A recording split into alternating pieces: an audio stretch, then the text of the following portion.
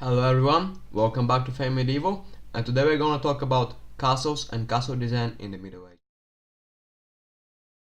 So let's start with what is a castle. The castle is a fortified noble residence built in the Middle Ages. The word castle is derived from the Latin word castellum, which comes from the word castrum, meaning fortified place.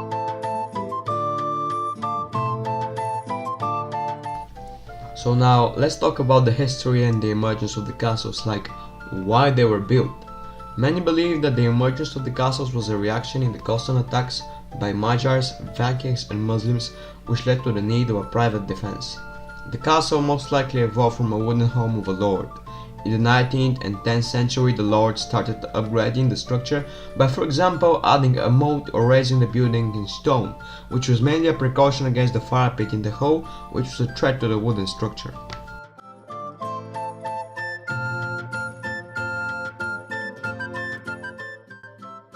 So now, let's get to the castle structure. The main part of the castle was the keep, the main tower. This is where the lord and most of his servants sleep, eat and live their life. The keep existed in around 99% of the castles in the Middle Ages, while in the other one, the residential part was designed to be in the walls or in the towers. The keep was never necessarily large and spectacular. In the earlier examples of castles, the keep was mostly the one building, and even it could have had only one room, the room of the lord.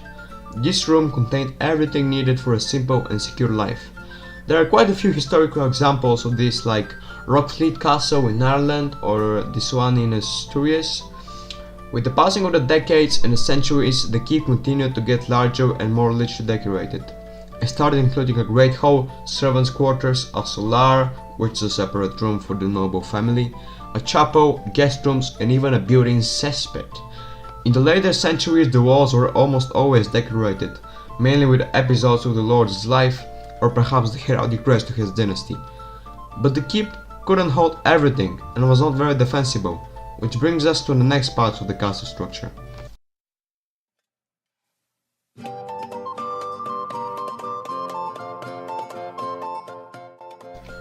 When we get out to the keep, we are normally standing in the bailey or the ward. The bailey is a fortified and closed space which gave protection to mainly the keep and the different facilities located in it.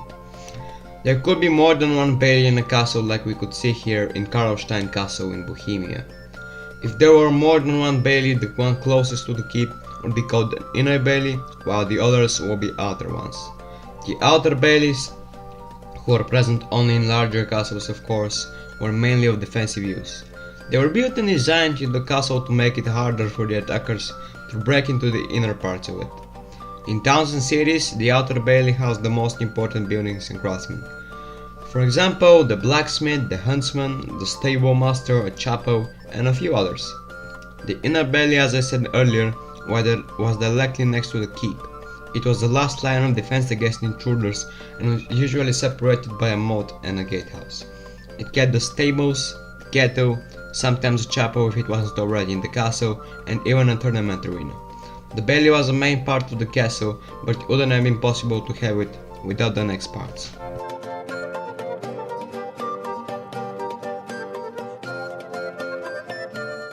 The walls were the main defensive structure in the castle. The usual size would vary from 2 to 3.5 meters thick and from 10 to 40 meters tall.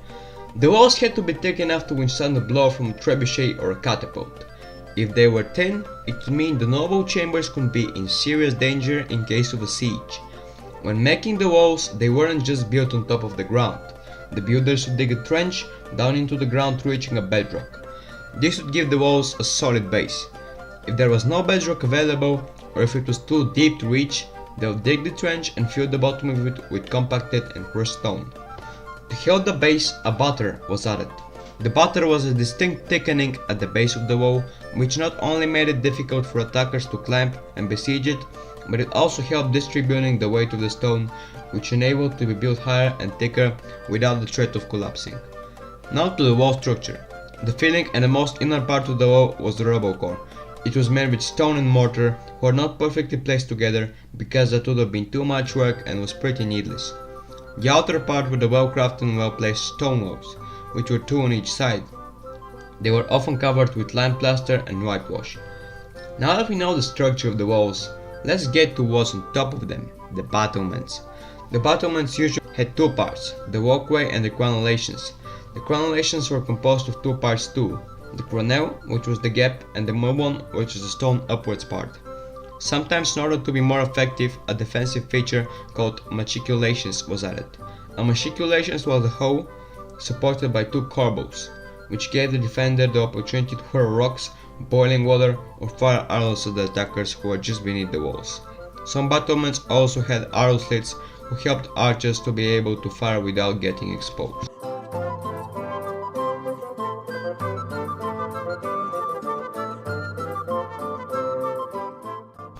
Every castle has a gatehouse, or at least a gate. The gatehouse is usually very well fortified to compensate its structural weakness. It was the easiest breakthrough point for the enemy, and that's why it was the most heavily armed section of the fort. It usually had two portcullises, which were big iron sliding doors who were pulled up and down with winches. And in between there was a confined space, a walkway, where the attackers were trapped, and all sorts of defensible tools like boiling water, firing arrows, stones, etc. were used against the besiegers. Common misconception is that the defenders poured oil or lead, but that would have been pretty impractical as such materials were expensive and not overly abundant in the Middle Ages. The gatehouse normally led to the castle bailey or to the town, or perhaps to some outer ward. In later centuries, another defensive feature called the barbican appeared. It was a fortified gateway which added strength to the gatehouse.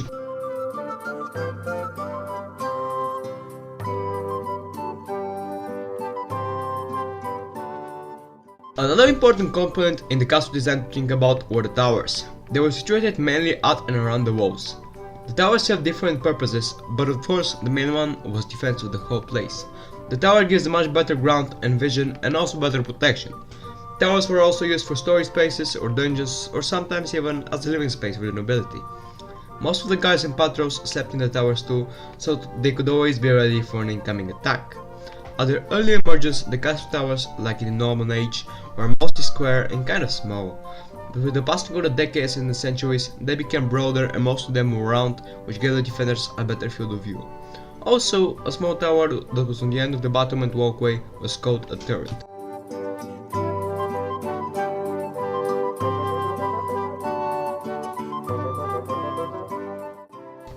Thank you for watching. That was the video on the castles. Hope you enjoyed it. Give a like if you did, subscribe if you want more medieval content, and tell me what to do next in the comments. Goodbye.